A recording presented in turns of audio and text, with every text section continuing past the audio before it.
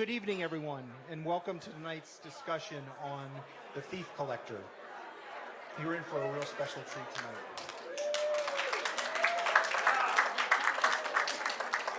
We're inside the University of Arizona's Wonder House, where we brought the beauty of the Sonoran Desert and Tucson to Austin. The Wonder House is all about tapping into your own curiosity, asking questions, and hopefully finding some answers. I am really excited for this discussion tonight, because this past Tuesday, I had the privilege of visiting the Painting Conservation Labs at the Getty Museum in Los Angeles and saw an item of the university's art collection that is currently being restored. This painting, Woman-Ochre, by Dutch-American expressionist Willem de Kooning, is the very piece that is the center of this highly anticipated documentary. The story behind the painting reads like a Hollywood script, and we are fortunate to have three of the people with us this evening responsible for bringing this incredible story to the screen. We are pleased to have Texas Tribune Editor-in-Chief, Sewell, who will lead a discussion with director Allison Otto, and producers Jill Howerton and Caryn Capotosto. I've been practicing that one. Sewell, it's all yours.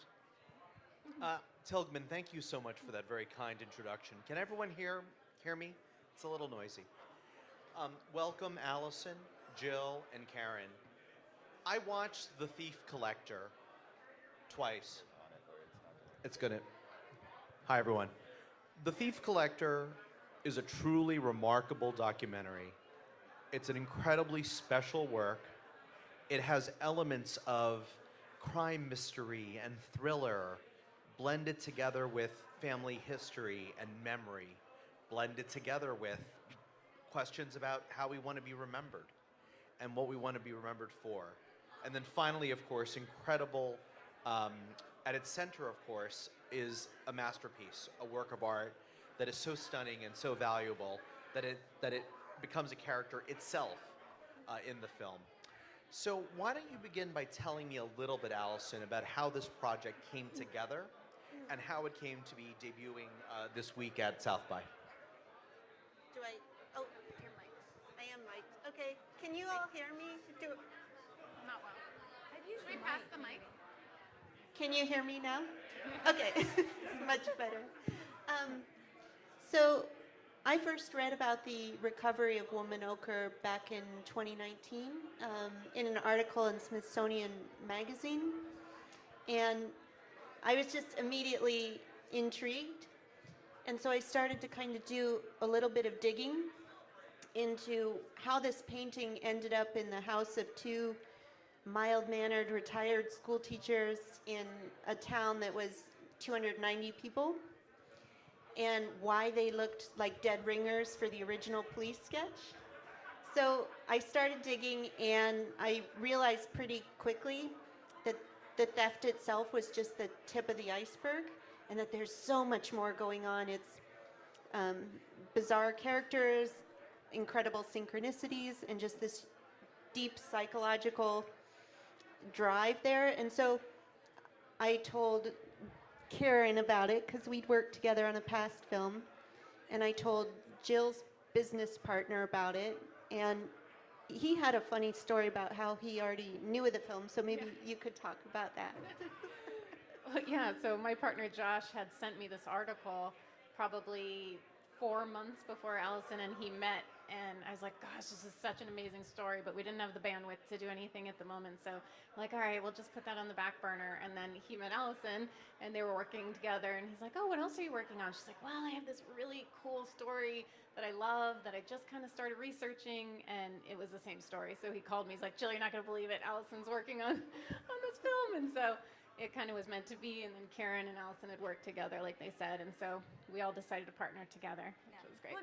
One more quick thing on that. When Allison saw the article about it, and then basically did the legwork that you have to do when you make a doc by chasing down all the characters that she could find out about in the story. So the first person she called was Ron Roseman, who was the executor of the estate of the Alter family, who sold the family's estate to a couple of local antique dealers.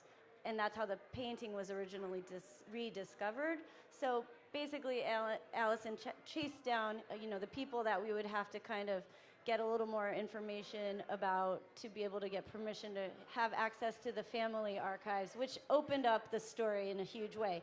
We weren't just, at that point, we weren't just making a story about the painting that was stolen from the story in the news, but now we had access to a lot of artifacts and photos and videos from this family, and we could really start to dig into who they were and why would they have done something like this.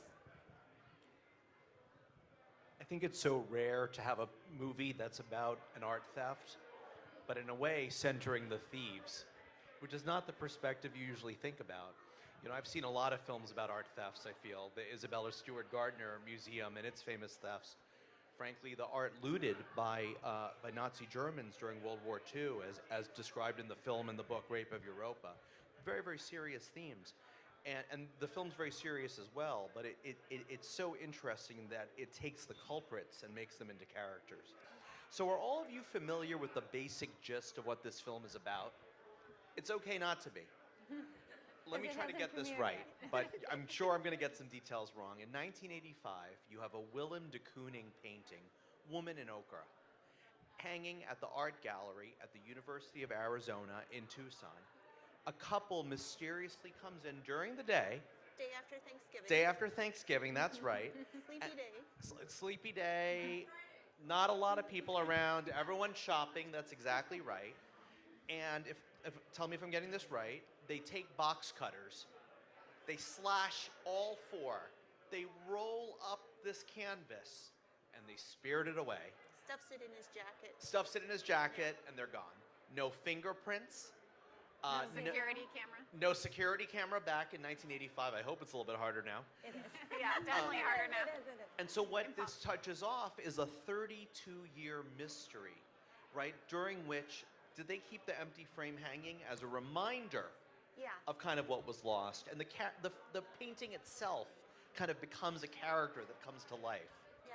Now, I don't think I'm giving away too much, but basically, after a certain couple died in 2017, they sell their work. The estate sells the work to a local antiques. The whole house. Yeah. Sells the whole house to a local antiques dealer. Why don't you pick up the story from there? Yeah, so the local antique store owner, when they first went into the house, they were looking at all the items and assessing everything, and he saw this painting hanging in a tacky gold frame, kind of hidden behind the bedroom door, and he didn't know de Kooning, and so he thought it was kind of odd. It's a powerful painting, and so they took it all to the local antique store. He put it on top of a bunch of African spears that they had from the house too, which looking back was probably not the greatest idea. But then people started coming in and they were like, is this a real de Kooning? Do you see that signature down there? Is this real? And eventually the antique store guys decided to Google it. And that's how they discovered that this was the painting that had been missing for 32 years. And then they realized that the original thieves the original police sketch looked dead ringers for the deceased couple. Now, there's a moment when the antiques dealer calls the museum to say, hey, I think I found your lost painting. Someone in the crowd, would you mind telling the story a little bit about those voicemails? Would you be willing? Do you want to come up? You were remind me your name. Yes. Chelsea Farrar. Chelsea works at the museum. Do you mind telling us about that time when the museum learned that the de Kooning may have been found? Well, no, that's all right. We now have security cameras. Yeah. We have security officers, and we have security radios. And a call came into our main line, and one of our student workers answered the phone. And the gentleman, I guess, told her, I think I have a stolen painting. And she, on the radio, radioed our main security officer, and we have a radio downstairs so that we could all hear it. And we heard on the radio the student worker say, there's someone on the phone that says they have our stolen painting. And our curator, who overheard that, was also in the room with our, at time, registrar, who's now our interim director. And Jill McCleary said to our curator, "Do you think this is going to be the moment we remember for the rest of our lives?" And that's so sets the story of these back and forth conversations between the antique dealers and our curator, and the saga of us trying to get the painting back at the museum. Now, there's a moment in the film where your colleague has gotten in touch with the antique dealer, but the police department's like, well, maybe let us handle this. They, want to look into things a little bit more. The antique dealer ends up leaving a certain voicemail on your colleague's phone. Could you tell us about that moment? So, yes, the police had advised us to not have conversations with them, as they could investigate the situation. And so all of the calls went to voicemail. And there was a call that came in, a voicemail, where he was basically pleading with us to answer the phone because he was getting very panicked about having this painting that was maybe worth $100 million in the back of his house. And he was begging the curator, saying, this painting belongs to you, and I just want to get it back to the museum. And when we couldn't answer the phone and reply to this phone call, it was both exhilarating and frustrating and very stressful, because at that time we had not even authenticated this painting. Yeah. Thank you so much for sharing. It's an amazing moment. Now we're going to show some clips from the film. Guess what I found? Yep, there it is. Manuscript for the cup and the lip. When he published the book, he contacted me and asked if I'd like a copy, and he was very excited about it. So I read the first couple stories. It's just so much writing. I personally didn't find them very interesting. So yeah, this is Thrill Seekers, part of the manuscript from Jerry. Georges and Susie were almost breathless with anticipation as they approached the expansive entryway to the museum. At home in Paris, Georges and Susie lived a conservative life, ostensibly. But they had a double life. Highly acquisitive by nature, both were thrill seekers of a particular variety. They saw themselves as masters of victimless crimes. Wow. Yeah, it's I mean, yeah, so you look at these. This is not their first undertaking, but it was their most ambitious by far. It describes them. They were talking about themselves.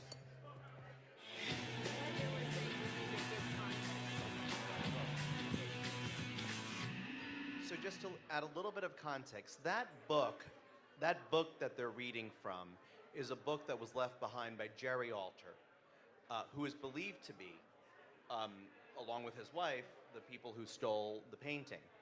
And that's where I want to get really into the structure of the film a little bit, because the film's only an hour and a half, but it feels, it's so tight. And about halfway through the film, you're like, well, wait, the crime has been solved. The painting's going to be returned. Hooray, this is incredible news. What a heartwarming story.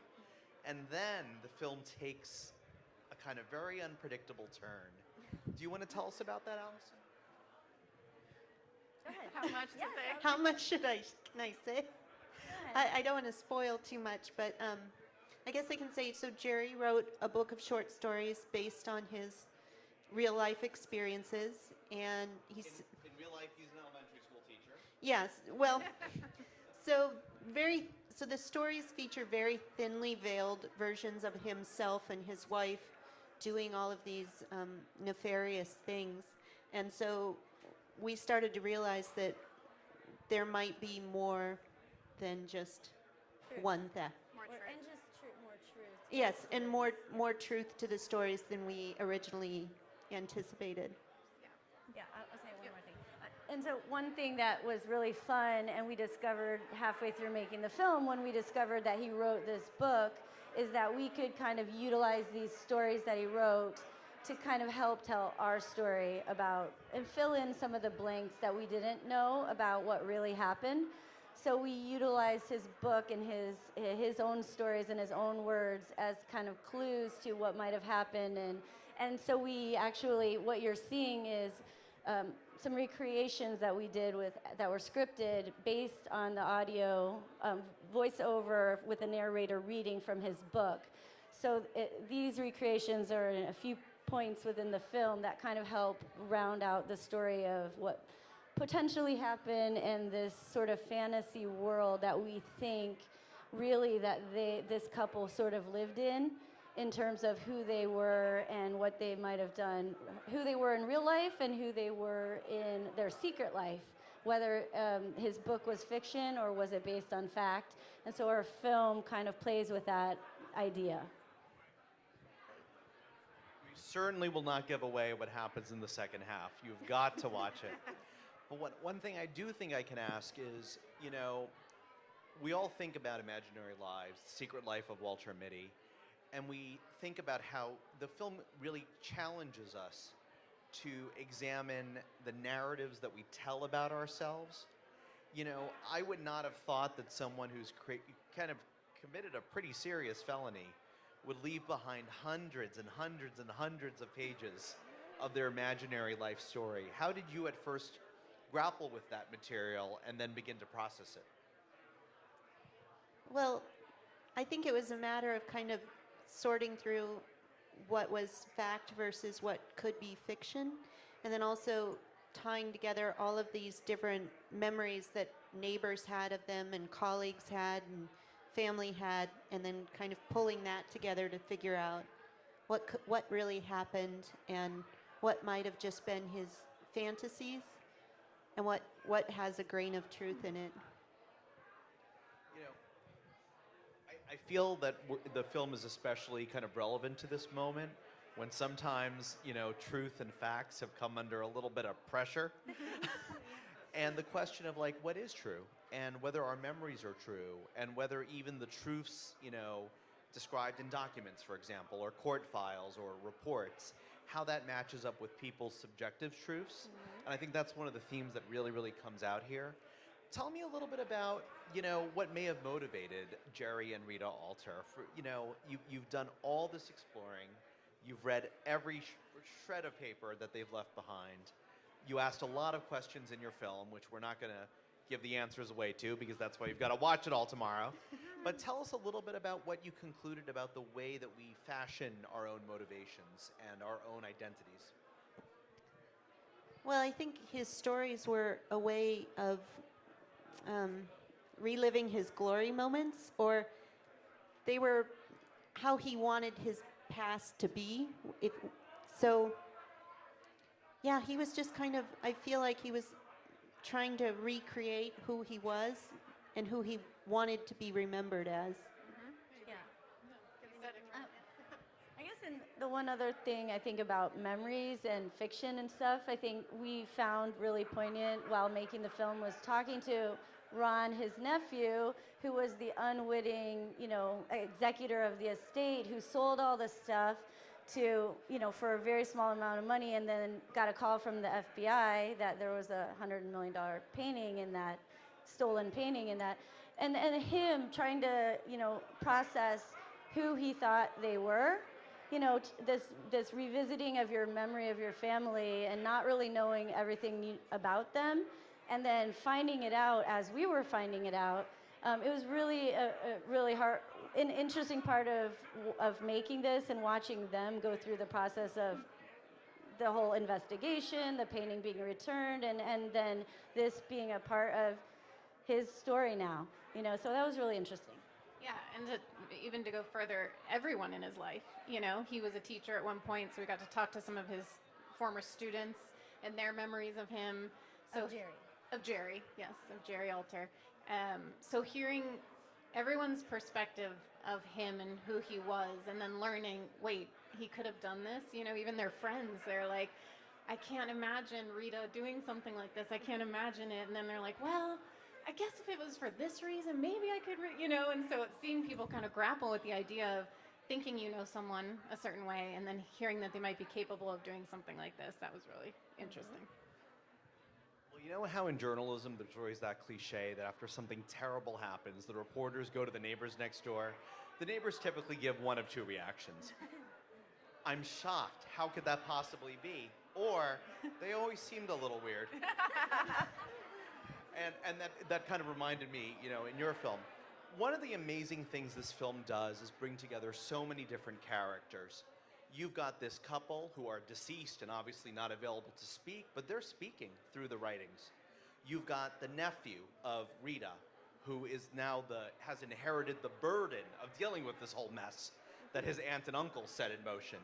You have a police officer who worked at University of Arizona and was there when the crime happened and has had to carry that with him all these decades and is now about to retire. You've got a biographer of Willem de Kooning. How did you get this whole group of people to kind of trust you with their truth?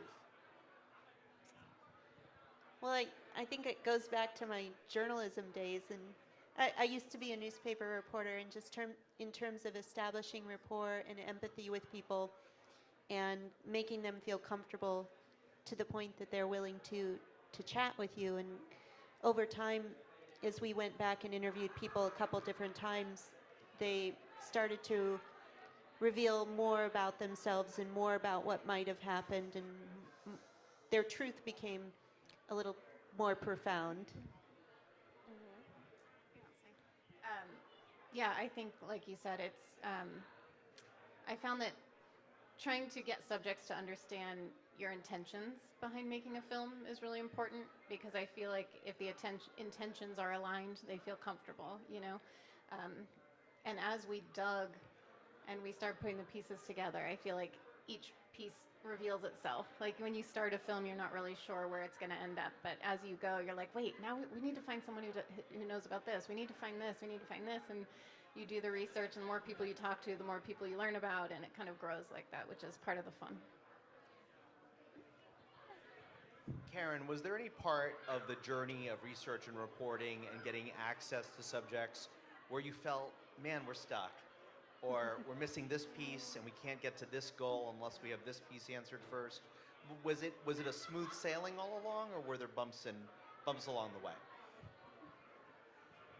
The only part that we couldn't really get that we wanted to get for this story was actually Jerry and Rita had 2 children who don't appear in the film.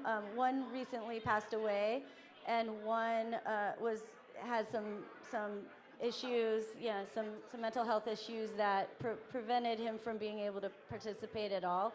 And I feel like, because we were taking such a intimate look at this family and their lives through a large number of years, 32 years, when the kids were actually growing up, when they were young, when this painting was stolen, and then now they were adults, we really had hoped at some point we could have some of their voice in the film, but it just wasn't possible, for reasons that we couldn't control. But we tried a few times to find a way to respectfully be able to include them, and we really just, it was more ethical to not include them. But we felt like that was one thing that we didn't know until we were crossing those bridges, whether we were going to be able to have their participation in the film or not.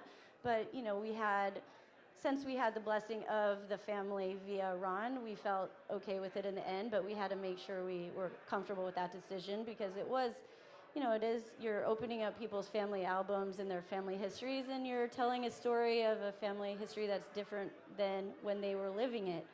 So it was a bit of an ethical issue we had to think about, but we felt like we were paying attention to that along the way and making sure that we felt good about it before we put the movie together. That's a really important point you just made, because this gets into the ethics of reporting and the ethics of telling other people's stories. And I think all of us in journalism and nonfiction writing and documentary filmmaking are thinking about the ethics of consent, thinking about the ethics of the power differentials in relationships. So the care that you took into who you put into the story and whose consent you received, and then leaving out, and having the courage and the responsibility to say this part isn't central to the story. It's very, very interesting to me. I want to ask a couple more questions about Jerry and Rita. They, all these years, if I'm not mistaken, kept this de Kooning hidden in their bedroom. It's not even that hidden, it was kind of there. Behind the bedroom door. They didn't have a lot of guests over to look in the bedroom, but it appears that they never made any attempt to sell this painting, a painting now valued at $160 million. They never seemed to brag about it. They kept it a secret. No one knew. The neighbors didn't know. The nephew didn't know. What do you think they got out of the painting and living with it for 32 years? Oh, goodness. I think that's almost something that, like, the audience members on an individual basis will have to decide and chat about. But I think it's seeing that painting every morning when they wake up and having it be the last thing they see at night when they go to bed.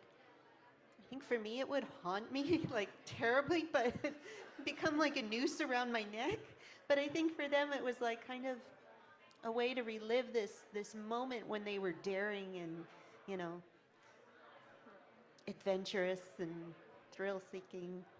So I think when they would look at that painting, it was in contrast to their traditional lives where they were both teachers in very mild-mannered, to know that they'd done something, you know, naughty or, you know, illegal. Say it, please. Yeah. No, you did. Yeah, I think a lot of us live, you know, lives of quiet desperation, but that and may have an alternative ego that we dream of, but very few people actually kind of carry that out and then live with it for 32 years. Yeah. So that was really, really remarkable. I also want to talk a little bit more about the painting itself. It comes back to the possession of the museum under these extraordinary circumstances. Would you or Allison be willing to tell us about the painting story from then on out? We can talk about it. Yeah. So they got the painting back, and then it is now at the Getty in Los Angeles being restored. And so we actually got to go to the museum and see it in real life, which was so thrilling because we were already, you know, we'd filmed a lot and talked to so many people about, we'd talk about this painting, seeing pictures and everything, and then to see it in person was just like, wow. So it's being restored there, and, you know, they showed us the cracks that are there from rolling it, you know, talked about how someone must have reframed it, you know, put it on a new stretcher, and you know, the part of the painting that should have been the front now was actually stapled to this thing, so they had to painstakingly remove every staple and fix those holes. We got to film them through the microscope. Like, it looks like huge crevices and canyons within the paint, and they're taking tweezers and pushing down, you know, with a little heat gun and putting all the pieces back, and she finds a little piece and is like, oh, like this one's doesn't belong here, and putting this tiny little fleck of paint into, you know, a little canister to find where it goes. I mean, it's just amazing, incredible work that we got to see them do. Oh, and the painting actually at the Getty will be unveiled, the restoration of it, and I believe it's June 7th of this year, so we're super excited for that. Lucky timing that we finished our film in time to kind of coincide it with the unveiling of the painting, and then eventually, I'm not sure when, it'll return back to the University of Arizona. So we're super, that was one thing, you know, our art heist happened to have a happy ending. The painting came back to its home, and so this is, you know, the really kind of icing on the cake that we're actually going to get to be a part of the festivities when the painting makes its return. Yep, that's quite a homecoming. Were there other works, whether of nonfiction or history or biography or even other documentaries, that influenced the narrative choices that you made in putting this together, Allison? Yeah, I mean, I think there were several that we took inspiration from. One is the season 1 of this serial podcast, because there are a lot of questions that, it's the kind of, that podcast was the kind of thing that you would talk about around the water cooler or something, and I think this one has some of those same elements. Wormwood was another one because of the way that it blends narrative elements with narrative reenactments with actual documentary. So that was one.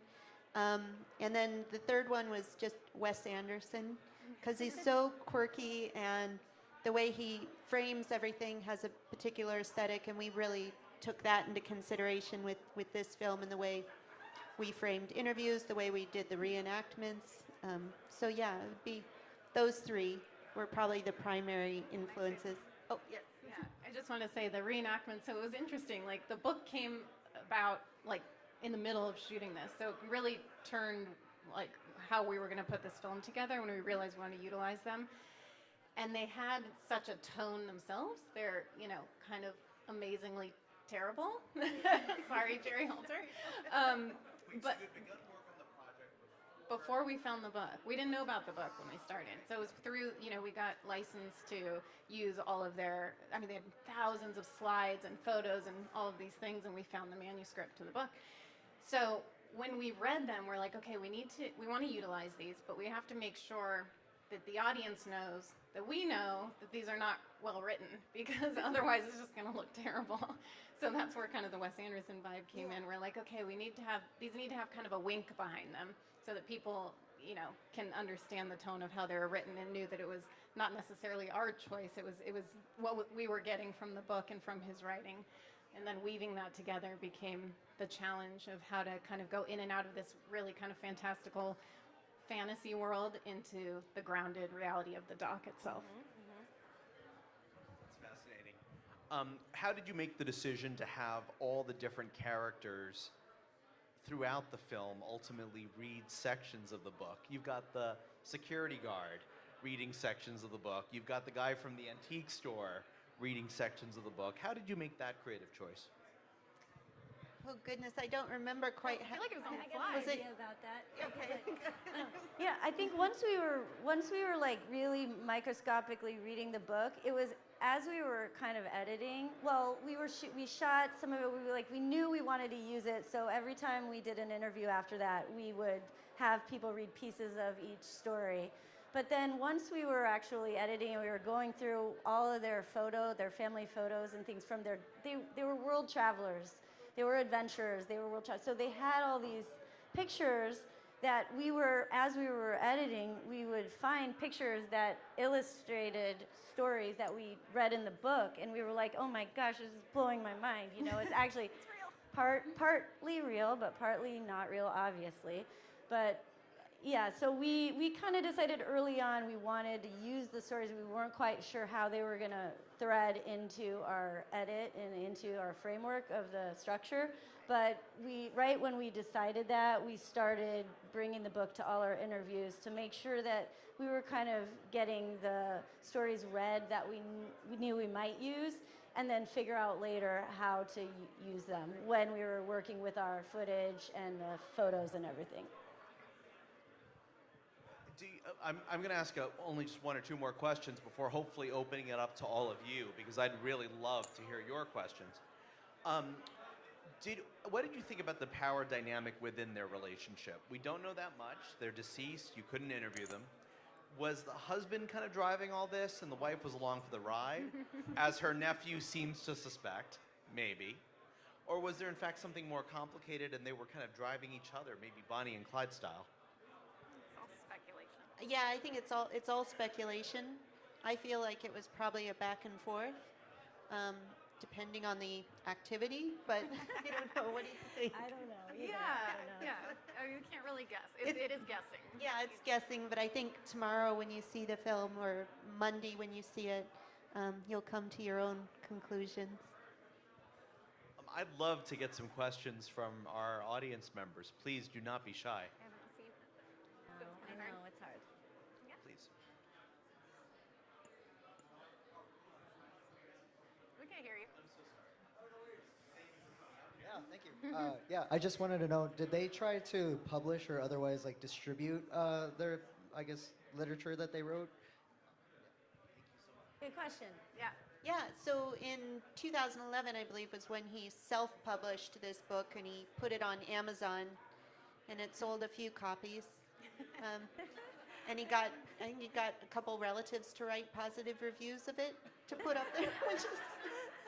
He's sell a bunch of copies now. It's available on Amazon if you want to if you want to read something like horribly written. Yeah, it's up there. But yeah. Poor Jerry. Next question. With the added history of the art theft, this painting being gone for 30 years, do you know if it increased the value of the painting? If what? I'm sorry. If it increased the value of the painting? Oh, good Between question. the time it was stolen and the time it was recovered, Or just that they found it. Can you guys hear me, actually? I can't even tell if you can hear me or not. You do have a little mic. Like the value of the painting now, Yeah. after this added history? I think that's a great question, and I have no idea the answer to that. I mean, I think that was one of my most interesting things going into this project at the very beginning. Just hearing that it was worth $160 million when it was found, you know, I think that's a great question for an art film to ask. What is the value of art? What makes an piece of art valuable? I feel like the movie doesn't answer that question. I feel like now the painting has some more notoriety, so maybe it adds value to it. Now the painting has its own story that's now being told, and maybe that in some people's mind increases its value. But I think I don't really know, you know, in terms of like we interviewed a person from an art auction house, and I think it's an interesting question of what assigns value to a certain painting, and to them that painting was priceless. They didn't want it to sell it; they wanted it to look at, you know, and to be in their presence. So I think that's like one of the best questions that the film asks is about the value of art. Yeah, we do know that when it was stolen in '85, it was valued around $300,000-$400,000. So it did raise in value over 32 years. I'm just not clear on if it's because it was stolen or how. No, so she's saying. I do know Chelsea, that. do you want to speak Can to you that fill more? in any other details on it? I don't know that. I'll just add that the value that is thrown around, $160 million, is based upon the last de Kooning painting that was sold at auction. So we don't really know the value of the painting, and it's not something that the museum really likes to talk about. 'Cause it's not something that we're going to sell. It's something that belongs to the state of Arizona, because we are the University of Arizona Museum of Art. But it's a fair question to ask, is what is the value of art? And usually when I get asked that question, when I give tours and this story comes up, my reply is a painting is worth what someone will pay for it. And you all live in Austin. You know your housing market. It's insane. It's kind of the same. Those 2-bedroom houses are not worth $2 million, but it's what someone will pay for it. And the art world is the same thing. Agree. Good answer. Edward Gallagher was someone who purchased artwork for the museum. He actually went out. He created an endowment to honor unfortunately, the death of his son. And so he went out and sought out paintings and bought them for the museum. So we didn't acquire paintings like after his death and his bequest, but he literally went out seeking out modern art paintings to donate to the museum. And Willem de Kooning was one that he purchased and donated. And they have a stellar collection too. So you start The trailer. the movie, right? And you get into the movie, and then you find the manuscript. And the manuscript sets you back a little bit, and you think, I don't know. And let me read this. Let me see how this influences what I want to do. Did you then think, what else are we going to find?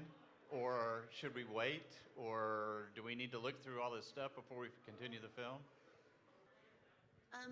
I think there were several moments as we were filming where we thought the story was headed one way, and all of a sudden it takes like a hard left. But that's one of the things I love about how we ended up fashioning the film. But yeah, I mean, I think we went in thinking it was something more linear, perhaps. I do remember there was one specific moment where I was interviewing the people that currently live in the Alter's house and just asking them some questions, and something that they said connected a bunch of dots that had been kind of lingering for us. And behind me, the director of photography and one of the producers, Josh, they looked at each other really slowly. Their eyes opened and like they were you could tell between them they were kind of thinking, oh my God, did this movie suddenly take a hard, completely different angle? Which you'll see when you see it. Yeah, you'll have to see what that was about when you watch the film. Have they renovated the bedroom? No, not that I know of. They didn't let us in there, no. Did anything ever come up that tied them to this particular painting? Was there something was like they wanted this painting? Did they have some choices at the museum and they were just like this one? Any in the writing or anything like tied? We looked into how they that. wanted? Yeah, we explore that in the film. Like what could the possible motive be? Why this one? Because there was a Pollock in the room. There were the Rothko. There was beautiful paintings. Some speculate like, oh, that would be too big, and this one would make too much of a mess or be too loud. Like there were some of that, but there are some personal motivations that we explore that I feel like I don't want to give away, but that is a question that we dive into. Additional questions? Right back here, sir.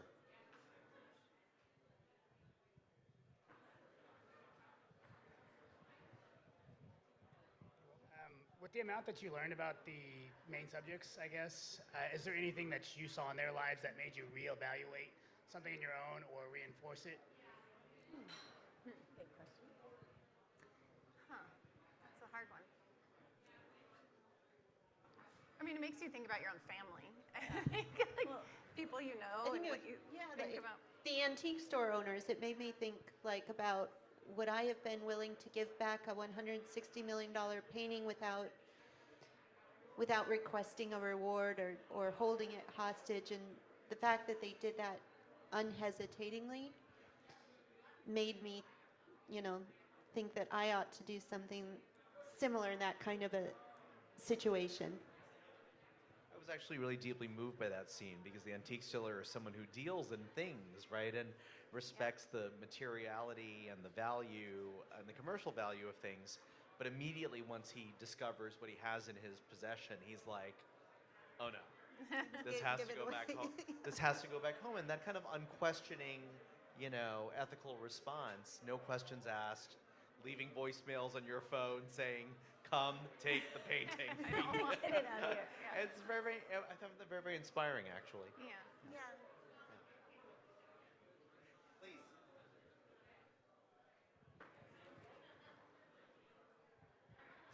Did you have any alternative cuts based off of, I guess, earlier directions? They were like, well, we could have this direction, and then, oh, here's a new discovery, and oh, here's a new discovery. So let's create maybe 2 to 3 different versions of this film based off of these 3 different directions that we originally saw it and then turned and then pivoted. Right. That's a good question. Yeah. If we wouldn't have discovered it so soon, I think maybe that would have happened, but luckily we have just one cut. Yeah. I mean, we thought about before the book, we thought it was like, when we pitched it way back, what was that, 2019, I think we started first pitching it to try and get funding. It was a different film.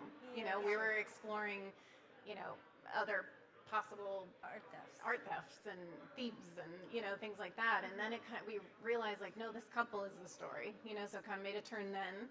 And then when we got the book, it kind of made a turn then. Luckily, it was in timing where we hadn't started editing, because that would have been really expensive. I'd have to change it that many times. Yeah.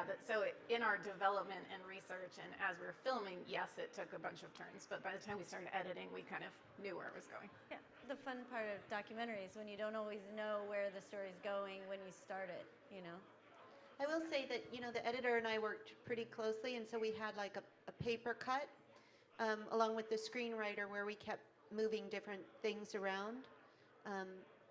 So it was a lot of like talking back and forth about, well, should this happen in Act 1? Should this happen? If we move this up front, what kind of impact does that have? So there was a lot of back and forth about that throughout the editing process. Yeah, I think part of it was just trying to figure out how we could use the stories from the book to reveal something new in each chapter of our story about the people, and using the stories in that way to kind of unwrap this and make them deeper characters. The movie actually does have a cliffhanger, and that's all I'll say. Next question. Please. I know. You mentioned that they lived in a very small town. In Tucson, we know that that part of New Mexico is one of the most remote areas. It's 4 hours from Tucson. It's probably another 5 hours to Albuquerque. Was there any sense that they were laying low there? That this was a place for them to get away with their crimes and then seem low-key? I mean, we kind of thought that. We felt like, because they moved there in the 70s from New York City. They were kind of an urban, slick couple. And then they moved to the middle of nowhere, and they stood out to their neighbors as different from the locals. They kind of kept to themselves. And no one really, and what was really fun about us talking to all the locals was, you know, they weren't judgmental about that. They were like, yeah, we like our privacy around here. Yeah. So we didn't think it was weird that they wanted to lay low and didn't invite over the neighbors and kind of kept to themselves. So it is kind of, it makes sense why it went on for so long where they weren't discovered. Of course, there were also some folks who were like, they sure seem to be going on a lot of pricey vacations. Sure. All right. I'm going to ask one final question, actually of Tilghman and then of the panel. Tell us, so we know that the painting is going to, after its restoration, going to go and be publicly viewable for the first time in June at the Getty in Los Angeles, which has put so much meticulous care. Tell us after that what the homecoming's going to be like. It'll come back to Tucson in end of August, early September, and we're planning something special in October. So watch out for that. And it'll hang in the museum in the same spot, Chelsea? No, okay, not in the same spot. Can't wait to see it someday. So my parting question to the panelists, and thanks so much for this rich discussion. Leave us with some thoughts about what you hope audiences will take away from the film and what will stay with them. Why don't we start? Okay. You know, I just hope people leave the theater thinking about, you know, I think to me it really evokes thinking about your family and thinking about your past, and I think just kind of meditating on and, you know, spending more time and getting to know your family a little better. Yeah, I hope audiences are entertained. You know, we tried to take you know, we didn't want it to be another art heist film. You know, we want it to be something unique, something that could weave a lot of different things together. So I hope people leave entertained, and maybe with ideas and excitement about what they think happened, so that when they go to work the next day at the water cooler, they're like, did you see it? What do you think? Do you think they did the Did you think you did that? You know, and just talking about it in that way, I think it brings up a lot of fun what ifs. Yeah, I mean, this story haunted me for months when I first learned about it, and I hope people find it as thought-provoking as I did, and that they enjoy all the twists and turns, and hopefully it makes them take a look at the painting at the University of Arizona, because it's a very visceral painting when you see it in real life. Yeah, and I just hope you enjoy it. Caryn, Jill, Allison, you've created a movie about a work of art that I think is itself a work of art. I encourage everyone here to watch this film. It really is that good. And please, let's all give a hand to these very talented filmmakers.